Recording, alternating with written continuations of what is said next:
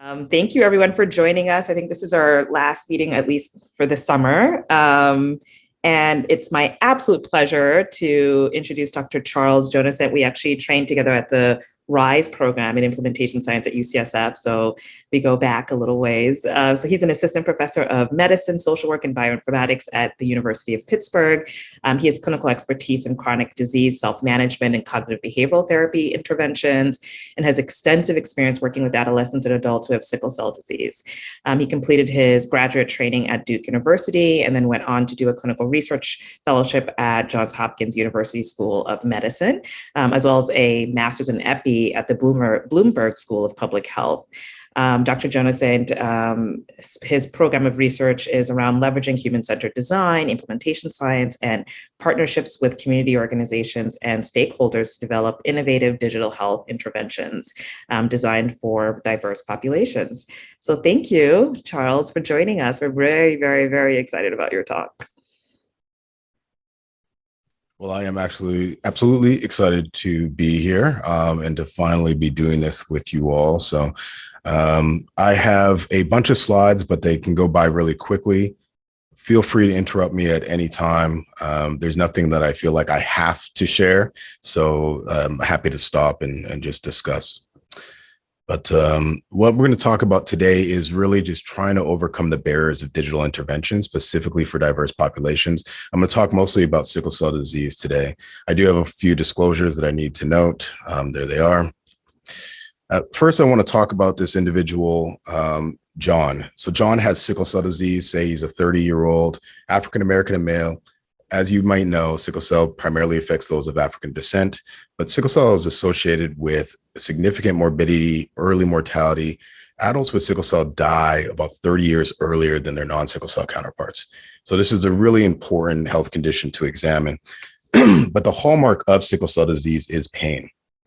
For somebody like John, there is evidence-based healthcare available, high quality care, but he can't get there because there's this chasm separating him from it.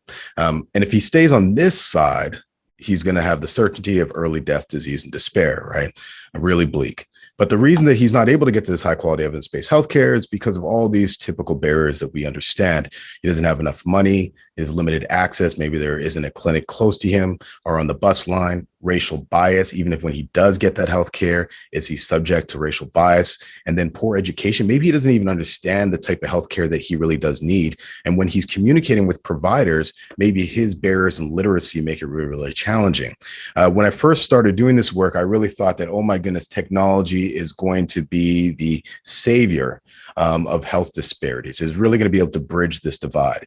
But any of you that know, and you've been working in technology, even I had technology issues just this afternoon, just trying to get this talk up.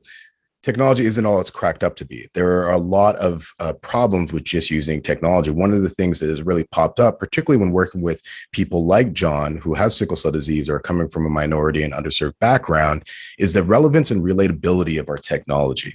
And there's a couple things that I propose that are critical to helping support technology, and not just technology itself, but how we're approaching healthcare as a whole for these individuals. For instance, human-centered design. And of course, you got to pop in the implementation science, just thinking about theory when we're doing everything.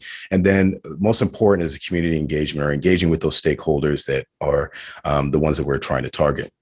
And eventually bringing all these things together, hopefully technology is going to be supported enough so that John can get over here and have that high quality evidence-based healthcare that that he needs and would benefit from. I just wanted to pop up as the AFS framework, because the thing is I think that we don't often stick in the exploration phase. In all of our process, we're going to have an intervention and then we're going to shove it into a context or with a population. And working a little bit, because I have got the opportunity to interact with entrepreneurs and small business owners and people doing startups a lot. And one thing that they understand that we don't understand is that you really need to understand your customer, your patient first, before figuring out if what you're selling is what they want to buy. Right. And so I would argue that we're going to spend, and at least in this talk, we should spend majority of our time in this exploration phase. The other part is human-centered design. And this is really human-centered design. A lot of people define it in different ways, but just overall, it's just focusing on the human, focusing on the user, and having empathic, participatory, qualitative, interactive tools to do that. And I like the merger of these two because implementation science gives us the theories and the frameworks to understand what we should be doing, but they don't tell you exactly how. So we should be engaging our stakeholders. We should be engaging the community and understanding the context, but how exactly do you do this? Of course, we could create interview guides, we can do focus groups, but can we go a little bit deeper than that when trying to fit our interventions with specific populations, particularly when we're working with marginalized populations? I always have to pop up a picture of my wife on here, who is absolute superstar, just so you guys know that I'm not a monster. I'm just a normal person, right? But the couple things I wanted to speak about today was poor engagement with digital interventions, lessons learned from my own community engaged trials. It's still ongoing, but I'll just tell you where we're at. And then I'm going to break from that and just talk about pain assessment and how might we solve this pain assessment problem. So first of all, digital CBT, this is not a new concept. It's really been around for over 2 decades. In fact, in the UK, they've been using it much longer than we have in the UK and Australia. Obviously, Natalie is an expert herself, right? But the thing is that now that we have all these widely available apps in digital CBT, we have Happify, Noom, Mood This, Mood That, Stress Coach, etc. Right? They all use these, all very, very similar. They use these standard CBT techniques. They're more behavioral than cognitive. So get up and walk rather than let's restructure your negative thoughts. And then, of course, there's the health coach component. Some offer it, some don't. We know that a health coach is really critical. But although we have all these apps, we have evidence that CBT or digital CBT on a computer or via an app is effective. This is just one of many meta-analyses. We know that these things work, but do they work for diverse populations? Just in this meta-analysis, I know this is an older one, but it's a nice example. There was only 2 studies, these Clark studies, that were done in the US. Everything else was done outside of the US. And that means that even in these Clark studies, they did not actually look at racial difference or ethnic differences in whether the CBT program was effective.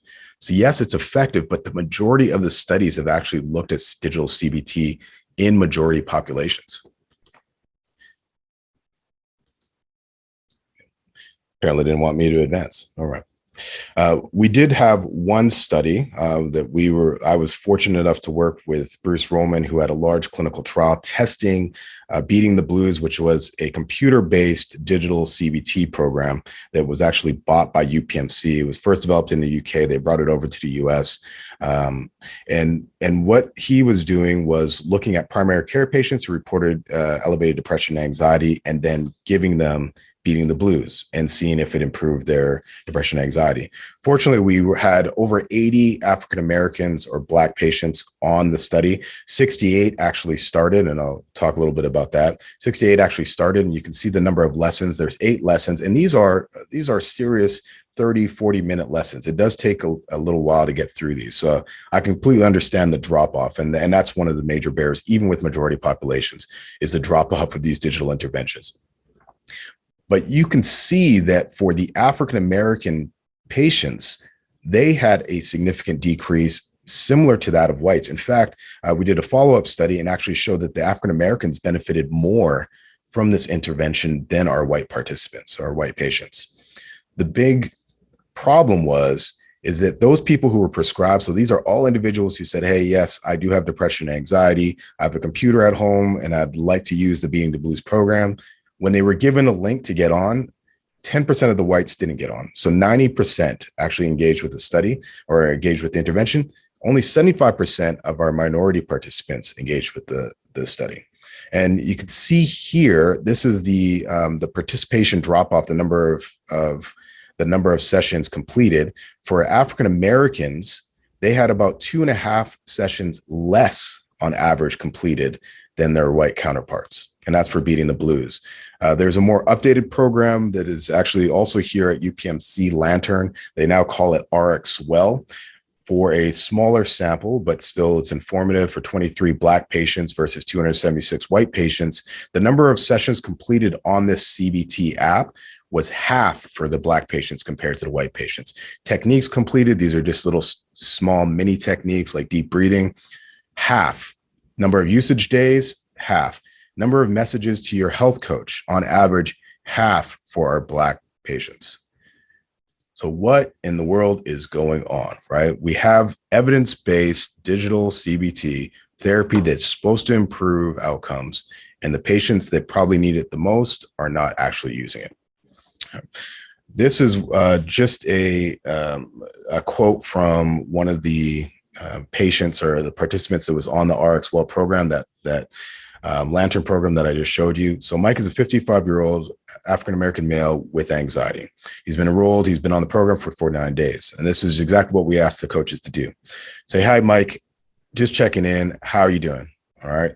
Mike says, dealing with life, car broke down, having serious money issues, and not sure if I want to keep doing this app. That makes sense. That's just being honest and truthful, because this app requires work I'm sometimes not willing to do, but I won't because I can't. I'm frustrated with this country and with the belief that things will never get better for my son or his children when he has them. It's impossible to explain of a person of no color. And clearly, I don't have to tell you very much about the coach, but it's clear to Mike that this individual is not Black. This is her response. I'm sorry to hear that you're dealing with so many serious stressors on different fronts. Okay, that's fine. I hear your frustration. I sure hope that you won't give up on this app. During times of extreme stress, a section on a homepage labeled In the Moment Relief can be a helpful way to access 2 to 3 minute audio recordings to help you feel better in the moment. Please also keep messaging me to share more about your story and what's happening with you. So there's a lot of different responses. I don't know if anybody has any immediate responses to how this health coach responded to Mike. But these are some of the responses that we've received when we've shown this to students or other healthcare providers. It seemed like the gut reaction to the health coach's message, closing the door. How can I help would have been a great response. Canned response. Almost seemed like that this was not a human. That's the worst. that is not the impression we want to give people, right? Particularly when they're expressing frustration to that extent. Let them know that they are the expert. You can teach me is a great response as possible. Acknowledge honesty and openness. It seems like a Band-Aid. Clearly, the health coach wasn't listening. We don't know if maybe she did not read the full message, right? How are we building diversity into this app? And that's really the question I hope that we can answer today. Are we being patient-centered with how we are implementing our work and how we are designing it? All right. Many of you know about the expanded framework for reporting adaptations and modifications to interventions. For short, it's called the FRAME. This isn't really a framework for designing your adaptations, but really more so for reporting your adaptations. But it's good to look at this and just think about what are all the aspects of my intervention that I could possibly tweak and I could possibly evaluate, right? First of all, who's making the modifications, right? The context, what is modified? Of course, the level of delivery, and then the nature of the content modifications. What are you tailoring? What are you adding? Is it pace, timing, reordering? So often we tailor or we adapt interventions and we don't clearly describe what we did, or we don't actually test those adaptations. Did the adaptation actually do better than just the standard app? And if anybody has any trials like that are testing the adapted version versus a standard version, I'd love to see it, because we just recently did a search and we did not find any, or at least for digital CBT. And then, of course, I know that you all have seen the behavior change wheel several times, but just to reiterate that the behavior change wheel is able to integrate a lot of theories by giving us a very simple pathway to connect barriers to potential evidence-based interventions or theory-based interventions. Now, the COM-B has all these different components, and we can use the COM-B to decode specifically what our stakeholders, our community, the people we're trying to target. We can decode what their barriers to uptake are. And specifically wanted to look at this one. And I just took this right out the book, and you can see I put a question mark because I still, even time I read this, sometimes it's not always clear to me.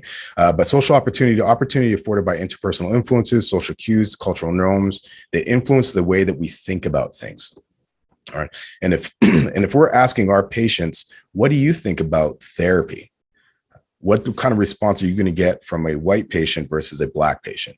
And without even doing the work, without doing the qualitative work, we can almost immediately think, you know what, we're going to get a lot more resistance from our Black patient about therapy than for our white patient. It's just not part of the norm yet in this culture. So this is just a little excerpt from some of the feedback that we've received from the community, patients, families, advocates who have commented both after using the CBT app, looking at a CBT app, or just talking about mental health care for patients with sickle cell overall. One patient said, and this was a patient who actually went through all 8 sessions of the digital CBT, of the Beating the Blues program. He said, it was cool, but it wasn't really relevant to me. And really, he was talking about, they didn't mention sickle cell. They didn't mention pain. They didn't mention the stressors that he experiences on a day-to-day basis. This other individual said there was no one on there that looked like me, which is absolutely true. There was an African-American male in the Beating the Blues program, but he was a school teacher. And even in the way that he presented just was not similar to how this patient in particular kind of saw her identity. And this is something that I've heard, and this is an exact quote from somebody, but I've heard this sentiment over and over and over again: nothing for us without us. And when I'm talking to, and I've done work with sickle cell for a very long time, and if you can't tell, I identify as Black. I think that I have more of a connection with this patient population because I've been entrenched for so long. But the patients specifically said to me on different occasions, different groups, Dr. Charles, we love you, but if we're going to learn how to manage our pain, we don't want to learn it from you. We want to learn it from somebody who's been through that experience with us. All right. And that's exactly that social opportunity. It's just consistent with social cognitive theory. We really do got to consider how are we delivering these interventions, and who's delivering these interventions, and what is the content, and is it matching up? And there are several barriers that we could have looked at, but I just wanted to specifically just pull out this one. A lot of people don't like the behavior change wheel. I completely understand. It doesn't hit the environmental aspects of your implementation very well, but when it's talking specifically about behaviors, it really does a very nice job of mapping barriers to specific interventions or strategies we can use to overcome those barriers. And so for social opportunity, modeling is one that matches up. And what we did was we took a evidence-based cognitive behavioral therapy program that was actually designed for pediatrics. And they had it, it was for general pediatrics with pain, but they did actually tailor it for sickle cell disease, just change some of the language and some of the stories. And we also worked with one of our community-based organizations that does a lot of work on social media, and essentially just took their education material and said, hey, can we use what you guys are already doing? Because us coming up with sickle cell education on our own is not going to be nearly as effective as what you've been doing for the last decade. And the highlight, I think, of our intervention was really getting patients with sickle cell disease, teaching the material. And not only just teaching material, but actually telling their stories about stress, telling their stories and understanding how they went through a traumatic experience, and then that leading to them being hospitalized. Because for so many of our patients, they don't see that immediate connection. Like, yes, oh, I lost my grandfather and I ended up in the hospital the next day. But oftentimes the patients aren't seeing that connection. They're just seeing, I'm in the hospital and my life sucks. Fortunately, PCORI was able to fund us to do a large scale trial to test the cognitive behavioral therapy versus digital education. These are all our community partners, and then also our clinical sites. And this is really a collaboration between academia and the community. It's one of the best projects. Of course, I'm biased, but I think one of the best projects that I've seen so far that's done a good job of partnering with the community and made them investigators or primary drivers of the actual study itself. It just simply what we're doing is getting patients who have chronic pain for 3 days or 3 months or more. They have to have it more days than not during the week.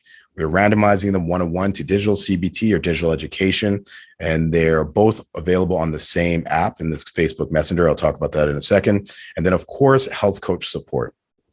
Every patient gets health coach support. And this has actually been one of the highlights of the study. I think patients are much more attracted to the idea of getting a health coach than they are getting digital CBT, but we can have a discussion about that. And for 3 months, health coach calls and contacts or text messages the patient for weekly. And then afterwards, we provide health coach support if they need it, but it's on an as needed basis. And then, of course, the follow-ups at 3, 6, and 12 months. And just brief, what happens is patients come into the clinic, or they can access the portal to get onto the study online. And that's actually where we get most of our patients. They come into the clinic. One of the research coordinators is able to introduce them to the kiosk. They watch a video, and the video is not this pretty lady. It's actually me. We tried to get some patients to do it, but it ended up being me anyways. They can consent, and then right there on the kiosk, they'll complete their questionnaires. Of course, the CRC gets an alert when the patient's in clinic. He can connect them to the chatbot, explain the study a little bit more. And then after that, the patient is out of the clinic and does everything for the study on their own and the convenience of their own home. Within 24 hours, we have a health coach that contacts them and then sets up a time to speak on a weekly basis. And it doesn't always have to be by phone. Of course, some patients prefer to be contacted by text. All the follow-up assessments are done on the phone. So we just send a link, they complete them there. And then, of course, they are asked to engage in the education and the CBT, over the course of being in the study. Okay. So enrollment, I do have updated enrollment numbers. I did not update them for you today. I do apologize. We are now at 275 consented and 241 randomized. The difference between consented and randomized is patients have to complete that baseline questionnaire, and then they get assigned a health coach, and they get a link to the CBT program. If I have one lesson, if you take away anything of those who are doing clinical trials, is make your surveys short. I thought it was short. It was not short enough. Simple, short. I had one, our very first patient, actually, our very first participant. I said, if you complete the 3-month follow-up, because I want to give you this $50, just please complete. She said, it's painful just thinking about doing that survey. So that was my lesson immediately, but it was too late to change what we were doing. We had, of course, everybody was delayed in their research because of COVID. We were no different. 7 months we were behind, but we did get everybody up and going by the 3rd month, about May, June, all the sites were up and going. But it took a really long time. People were hit by staff, people not being able to come in, everybody who's leaving the workplace. It's been a really, really challenging time, but we're getting back on track, and we are going to be extending 3 to 6 months to finish enrollment. Now, the bad news is, although enrollment is going really well with all digital interventions, retention is very, very challenging, particularly with this population. So at 3 months, you see there's already 50 patients who had dropped off.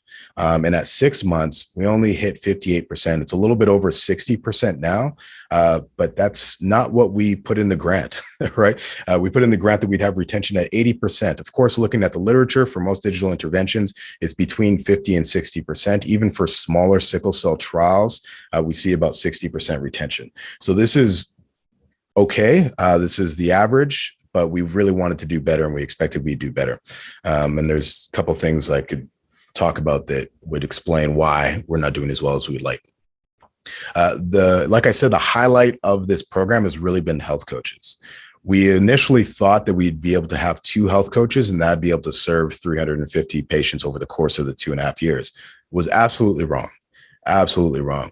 We quickly pivoted and started bringing on patients with sickle cell disease to serve as health coaches. The thing about PCORI is they don't fund your intervention. So I actually can't pay the health coaches. We couldn't pay for our interventions, our CBT, and our digital education program, and we couldn't pay for our health coaches. We got around that by saying that we're paying them to enter data.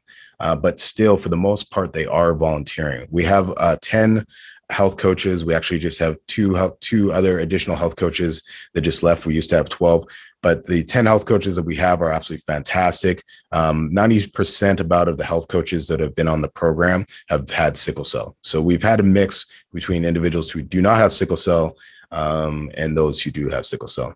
And it's been great. We have been able to get a few males in there, but for the majority, it's been females. The health coaches have done a great job. As a clinical psychologist, I know it's really difficult with this population to get follow-up and get people for return visits, even if you're doing it by phone. For the 219 patients that they were supposed to contact, they had at least one phone session with 171. And I try to emphasize that these need to be short sessions, like 30 minutes or less. But of course, where their health coaches, they're passionate. They love it. They're talking on the phone with patients for an hour and a half, 2 hours. It's too much. But needless to say, whatever they're doing, it's working because on average, they are having 5 sessions with each patient. So among these 171. So we have over 800 calls with patients now, which I think is definitely something that's noteworthy. Now, the other component of this is a chatbot, and I knew that this part wouldn't work. But essentially, the chatbot leads people through different questions. It's just automated. You can go on Facebook Messenger and you can see how it works. But in the chatbot, of course, it didn't work. There we go. But within the chatbot, we have badges, we have little GIFs, we have different things that are trying to engage the user, questions, interactions, and it leads you down different paths based on what you choose. But the key component of that is the videos of patients talking about sickle cell, talking about stress management, and talking about CBT. Now, with the Facebook Messenger app, we have to deal with Facebook. And as several of you know, Facebook has gone through some pretty tough times recently. When we proposed this in 2018, speaking to our patients, everybody who said that they're on Facebook. All right, by the time we get to 2022, not so much the case. So pre-2015, Facebook apps could access any data they wanted. It was fantastic. All right, 2018, Cambridge Analytical scandal. Of course, Facebook knew about it and they did nothing. Also in 2018, Facebook shares a large amount of personal data with 150 companies that they're making money off of. 2019, hacker group. 2020, accidentally shares a bunch of data, and then personal data for over 500 million Facebook users is just accidentally leaked. And so over the course of 2018, not only did a lot of people leave Facebook, but they restricted what we were able to do as an app on Facebook. And so unfortunately, we were no longer, by the time the study started, we were no longer able to send notifications to remind people to get back on the app. And as you can see, the people that were never connected, a majority of these individuals have just said, I do not want to be on Facebook. We're like, it's not Facebook, it's Facebook Messenger. But they said, we do not want to get on. Also, we made it a little bit too difficult. You had to have a code. You had to enter the code. If you didn't enter the code correctly, it would kick you out. Right?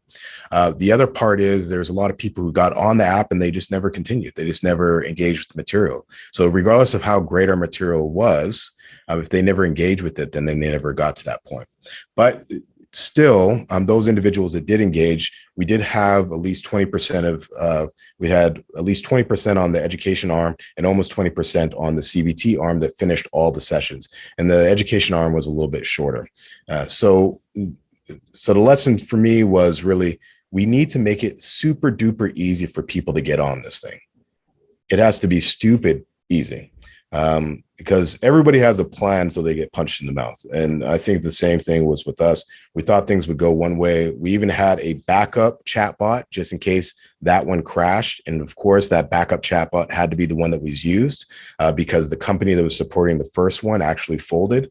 So we had a plan B, but really, I think the lessons we've learned so far is have a plan C, D, and E. And of course, I think the big takeaway is doing the technology piece of this on a very limited budget was almost impossible. I had to call in a lot of favors and had to pull money from other places, but it really is expensive. And I know everybody gawks at like, oh my goodness, you're charging us X, Y, and Z for an app, but do not go cheap on the technology. Trust me, it makes it really difficult. The other thing that we learned is that we did the consent video with me, the provider, the investigator. We also did on another study, we did a consent video with just digital art. So just having digital representations of people, and honestly, the patients responded much better to actually seeing a real person than they did of just digital people. Staff more people than you need. Everybody knows this, but I didn't know this when I first got started. There's this worry or concern or anxiety about having people sitting around twiddling their thumbs. Let them sit and twiddle their thumbs, because when it hits, it really hits hard. There was a point where we had to stop enrollment because we got too many patients coming into the study and we could not deal with capacity. Simplify, then simplify again, with the questionnaires, with the flow. When we write it or when we design it, it seems really simple. And then when you try to teach it to somebody else, a research coordinator, another site, they don't get it. And then even more so for the patients, if your research coordinators aren't even understanding the flow of the study, it makes it really, really difficult for the patients to understand. So simplify, simplify, simplify. But I think one of the other things that we have to note, this is particularly for behavioral interventions, is that your treatment is really only as good as the outcome. And we all know that with behavioral interventions for pain, it is really hard to move the needle on the 0 to 10 scale. And so one of the things that I had started doing during my K award is trying to come up or try to identify different ways to assess pain. And one of the things that we came up with was painimation, but I'll tell you what happened to kind of spur this on. Just want to stop for a second if anybody had any questions on the CBT before I jump. I'll take questions at the end, of course, but. There's a couple of questions in the chat. I don't know if you can see those. Oh, now I can. Oh, okay. Yeah, some of the retention strategies, social media, follow-up phone calls, emails, text messages. And particularly, I was having a hard time convincing one of our CRCs that email was not going to work with this population. You have to get people's cell phone number, just honestly. And then, of course, make sure you're updating their cell phone number, because the cell phone number might change. But that has been the key thing. We are now trying to do a lot better. If I were to do it again, have a much better web presence. And somebody said this just the other day to me. It's like, you have to give to get. And with our website, you go on and says, hey, would you like to sign up? He said, that's completely wrong. People want to be educated. They want to know that you care. They want to know that you're trying to give something to the community. Then ask them, hey, would you like to participate in this research study?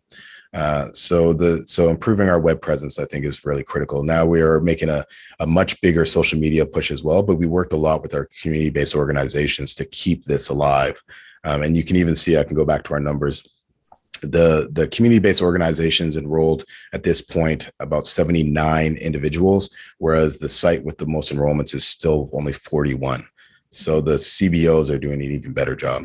The age range of the participants is about 18 to 60, and there is a huge, not disparity, but difference in how much people want to engage with technology. Some of our patients really love to engage with text. Some are phone call only. But I haven't been able to look at that data yet. My co-PI, he has been a stickler for not pulling any of the data until we're finished enrollment. So I'm really curious to look at the age differences engagement though. Maybe whether real people are better than digital art depends on what the topic is. Yeah, I think that's probably true as well. And it's really hard as you're trying to tailor what you're presenting. I feel like the digital art, one reason we did it for the second study was do digital art, because it's so much easier to make digital art not offensive, and align more with people, how people see themselves. Whereas as soon as you put a real person there, it's so specific and granular in the detail that they're like, this isn't somebody that I like, or this is not somebody that I can align myself with, etc. So I think you're definitely right with that. Can you also provide some insight regarding your sample? I'm curious how cultural traditions may impact your ability to track retain in the CPT. And if you don't mind, let's talk about that one at the end, because I think that's a really interesting question. Because we've really seen, particularly because we're all across the US, I feel like we've seen a lot of regional differences, but if you don't mind, if we can bring that up at the very end, I'm just going to run through this pain animation piece just quickly. Um, uh, when I first started working at Pitt, I instituted this paper pencil screening tool that got at psychological symptoms and pain symptoms. We did the BPI. So anybody doing pain, you're familiar with the BPI. We use it for a ton of clinical trials. All right, I'm just going to read this because it's hard to see. On the diagram, shade in the area where you feel pain. Put an X on the area that hurts the most. So shade. This individual didn't shade a single area, and she put X's everywhere, right? So clearly she didn't read this part, but even worse, what's the worst? What has been your worst pain in the last 24 hours? 0 to 10, 5. What's the least pain in the last 24 hours? 7. Average pain. What does average mean? 2. And then your pain right now is a 10. But you'd think, oh, maybe this is a one-off. Maybe she was skimming through this and just trying to get it done. And she was in a rush. And the screener, it's only 4 questionnaires. It's very short. Patients typically didn't have a hard time completing this, not like our assessments for charisma. But for the 69 forms, paper pencil forms that we reviewed, 88% had errors. 88%. So if you think even if it's just 25% have errors, the data that we're using to evaluate our treatments is based on bad data. Because we're expecting too much from our patients. This clinical tool is actually a Pfizer tool, and was brought over, I believe, from the UK. So it was German, and it was brought over. So some of the translation didn't come over very well, but this is actually used to detect neuropathic pain. And this first item says, do you suffer from a burning sensation, E.G, stinging nettles in the marked areas?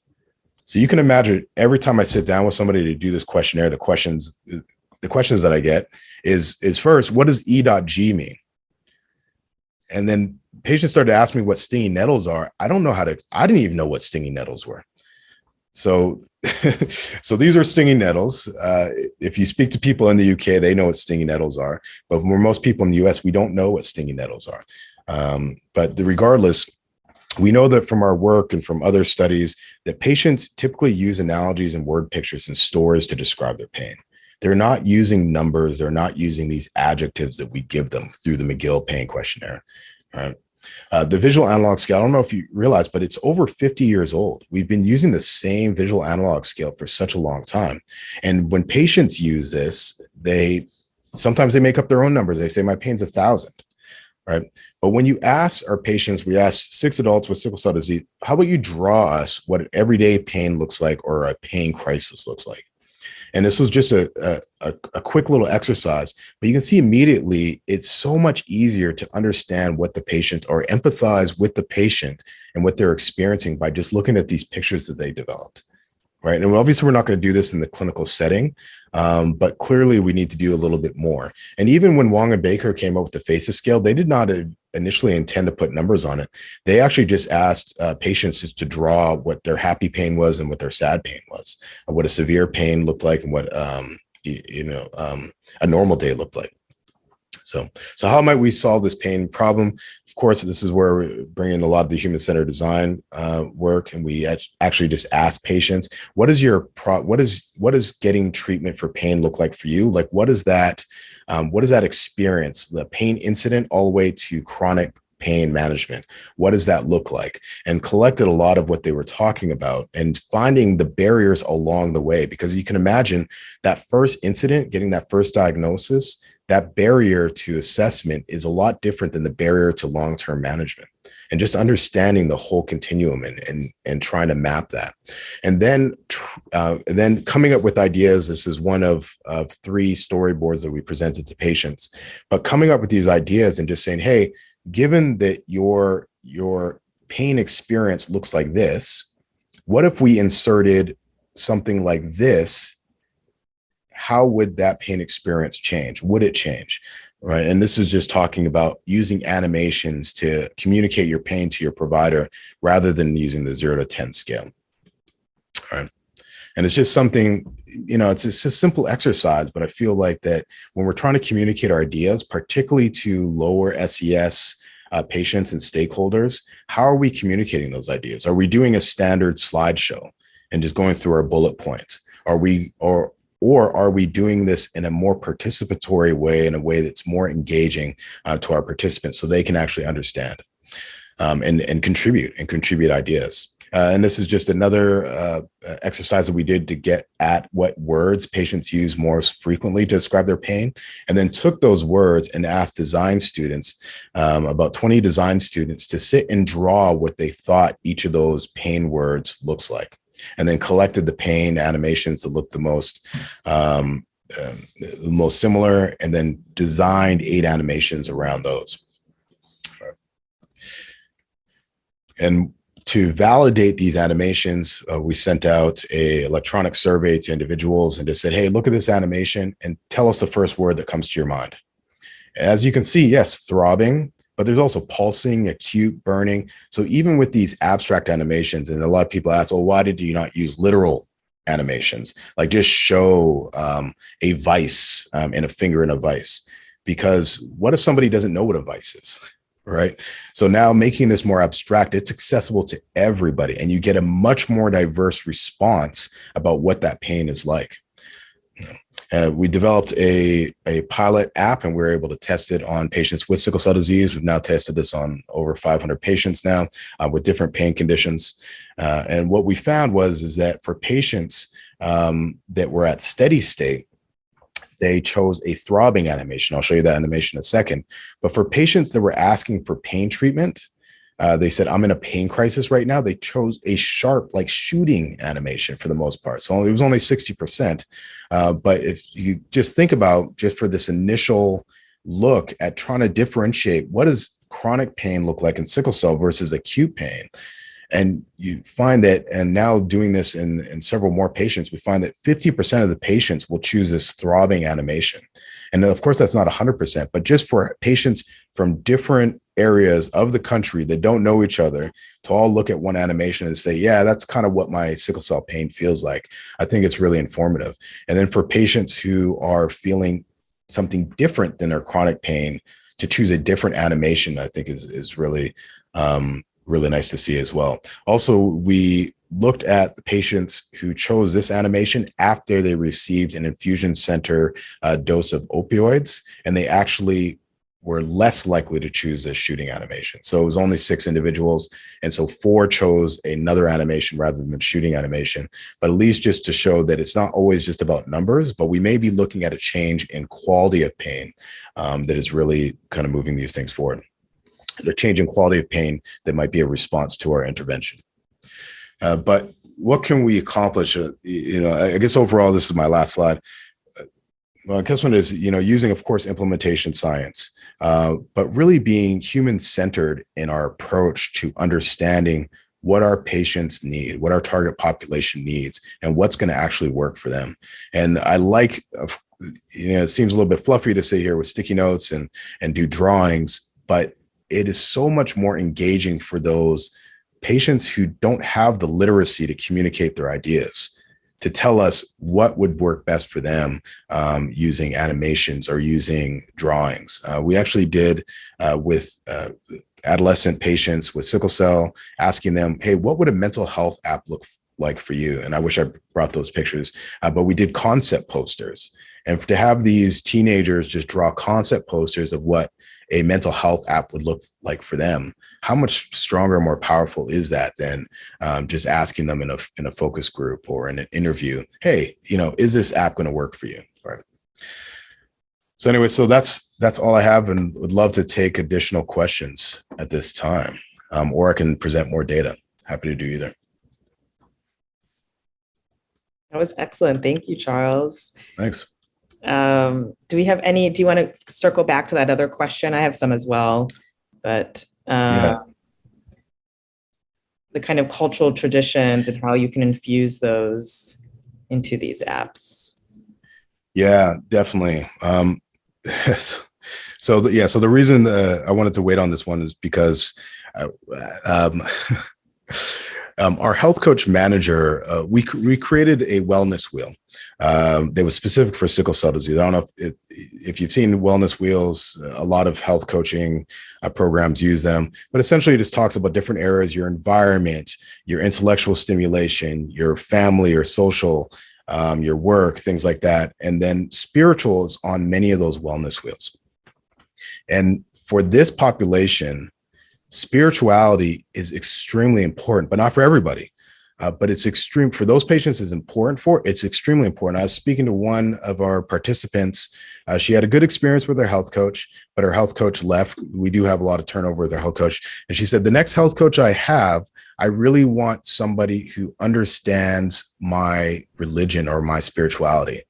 And that was extremely important to her. Now, in the intervention, of course, because we want to be thoughtful for everyone, because there are some individuals who have said specifically, I am not a person of faith, but we have not put anything in there that is relevant to God, a higher power, spirituality, faith, anything of that nature. And I think that that's one of those cultural aspects that might have improved retention. But at the same time, does it turn off some people? But I'd be interested to hear your thoughts on other cultural aspects of that. Yeah, I don't know if Bernadine, if you have any other thoughts on that question, but for me also, I think the thing that I've struggled with, one of your early slides on how can we tell if some of those differences were just therapy in general in minority communities versus the technology, number one. Yeah. And then I think the other thing that I struggle with a lot is this kind of push and pull between fidelity. Something worked very well in a given population, and the degree to which, how do you know you've gone too far in the adaptation process where it's now becoming less effective potentially in this population? Because engagement can increase, but are we sure that outcomes will improve? Yeah, no, absolutely. And how much, and I guess it's just maintaining the fidelity of what we're doing. And there was also always that question as well, when we are having the patients deliver the intervention, they had to tweak all of the scripts. We had our original scripts and we kind of followed a standard format of what previous CBT programs have done. But they wanted to change a lot of what was in there. They're like, I don't do this part, right? And so how closely are we at that point aligning with the actual intervention? In terms of the retention part, I mean, how much of this is just African Americans or Black people not wanting to do therapy, period, let alone just the digital piece, right? I think that's a great question. I don't have a great answer to that, except that for most of these individuals, they've agreed to engage in digital therapy. Whereas it'd be great to see how many, and I guarantee there's fewer who would agree to engage in face-to-face therapy. So I think it's just for us, I think it's just the larger numbers. We're just getting a lot more people who are like, yeah, digital, it's remote. I don't have to go anywhere. I don't have to see anybody. I'll sign up for that. And then ultimately there's just those barriers there that we discussed before. But yeah, I don't have a great answer for that. I'd love to look at the data and just kind of see if we just compared engagement with the face-to-face treatment and compared that between whites and Blacks, if there's the same dropout as there is with digital therapy. Mm-hmm. I think with my question, so thank you so much, Dr. Jonassaint. Yeah, I hope I pronounced your name correctly. Outstanding presentation, and I learned a lot about your work, and it's really helpful for what I'm looking to do with my K Award. So thank you. I guess I was looking at it from a really epistemological perspective.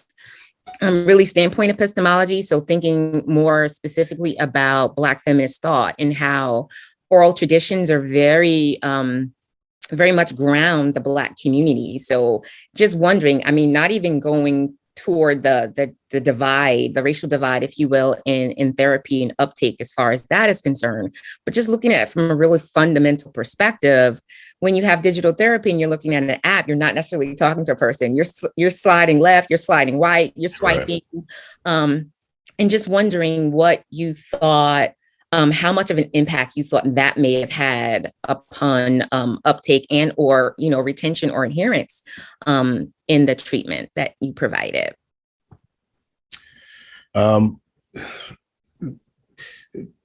So just gonna, so the presence of the health coach, for instance, I think that was absolutely critical because, like you said, I think the impersonal nature of the digital, at the digital piece of it was, it just does not work for this population. Mm-hmm.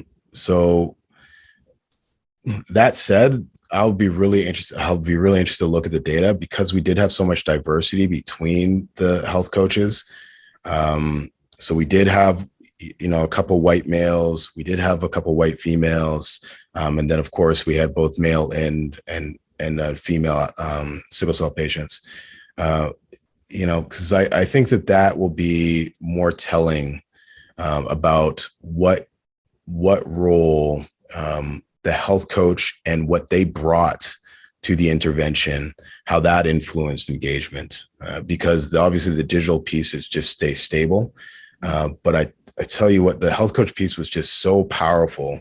And people literally, they only signed up for the project because they knew they were getting a health coach. It's just really hard to evaluate how much the digital piece of it really influenced engagement at all. So I don't know if that answered your question. I kind of went all over the place there. But I think I'm really curious about that question. And, in fact, the project that we're applying for next is really just to test the differences in the health coaching to see if that influences engagement. Because I honestly don't know even if we made it the most engaging app of all times, I think that still, to your point, you still needed to have that human component. And that was the most important part. And who knows the degree to which some of those oral traditions are being kind of, woven in there with those health coaches that you may or may not be picking up on. Yeah, and you just do not know. Just differences in background, socioeconomic status, education, different experiences, even the different experiences with sickle cell. So there's a lot of our patients who have had a very severe course, have had multiple hip transplants, kidney transplant. And then there's patients who rarely ever have any pain crises. So even the way that they talk about sickle cell is different. So, I think because sickle cell is just so all encompassing, I think that piece, we'll call that like a sickle cell cultural piece. I think that has more bearing than any of the other nuances, even sexuality, for instance. So there are a lot of gender minorities that are participating. So there's another comment here about looking at some of the correlations in terms of this outer settings and the events that were going on over the last couple of years of your trial with George Floyd, et cetera. Thoughts about maybe taking a look at some time point correlations? Yeah, no, that'd be really interesting. Well, I did this previously when I was in graduate school. We had this lacrosse scandal at Duke where white lacrosse players were accused of sexually harassing some Black strippers. And we did a study where we were checking cortisol during a public speaking task, and we were trying to decrease their stress. And before the lacrosse scandal, the intervention was working fine. After the lacrosse scandal, all the Black college students coming into the intervention, their cortisol levels were through the roof and would not come down even after we did the relaxation and the exercise. So I definitely think that some of these external events have an influence, particularly with our enrollment. And that's what when I kept talking to Pecora and like our enrollment's behind, I'm like, just look at the events right now. Nobody has the bandwidth, the mental bandwidth to engage in anything. The only problem now is because we started 2021 and we've just really been in the midst of COVID. It's just like, what event do you point to? Right. There's just, I wish that there was one and I could say that event. But I just feel like that there's just been there's too many things going on and it's hard to parse those. Mm-hmm. I had one last question in the last couple of minutes. This was so amazing to hear this. Thank you so much. I'm always curious about with digital apps, like the cultural adaptation or the adaptation to the group versus Yeah. like the individual tailoring. Are you able to tease any of that out in terms of effectiveness or impact or? Yeah, that'd be great just to find out. That's the most challenging part of trying to adapt or tailor any intervention is like how far, and to Natalie's point too, did you go too far with your tailoring? It would be really nice because I guess there's the personalization tailoring to that specific individual. For instance, is somebody older or younger, or are they male? Are they female? Are they a gender minority, etc. Versus we're trying to adapt it for this larger population, Black patients or any race patients with sickle cell disease. That's all we're essentially adapting it on. So I guess yes, I think you could probably test to see if the individual personalization has an effect. But for the most part, for these multi-component interventions, people are almost choosing themselves into what works for them, right? So if somebody with their health coach, they don't like text messaging, they're going to get on the phone. If somebody doesn't like the digital intervention, then they're going to do more health coaching. If somebody doesn't like health coaching, then they're going to do more of digital intervention. And then, honestly, there's some people who just benefit just by being assigned an intervention and they don't even engage with it. So anyways, I don't know if that gets to your point. It would be a very interesting question. I'm just still looking for the data that shows that doing these adaptations really makes that much of a difference, let alone what type of adaptation and how far we've gone with that adaptation.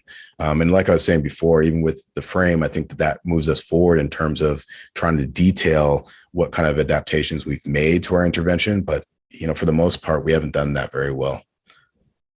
And it's so hard to be able to look at all those different types of adaptations in which matter to have the sample size to answer those questions. It's just, yeah. Yeah. And truth be told, we're adapting on the fly all the time. And people on the ground are doing these adaptations at their local context. We have one group who doesn't even recruit in person. They just send their patients emails or text messages and say, hey, would you like to sign up for this study?